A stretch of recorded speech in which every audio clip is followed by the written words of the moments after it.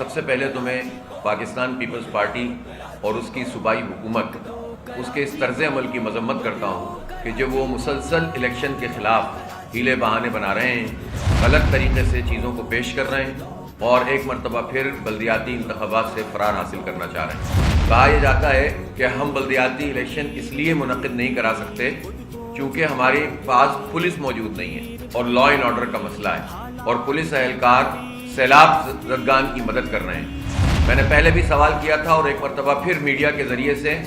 मुराद अली शाह साहब से और बिलावल भुट्टो ज़रदारी साहब से ये कहना चाहता हूँ कि हमें और पूरे मीडिया को, सिंध के अवाम को वो फहरिस्त पेश की जाए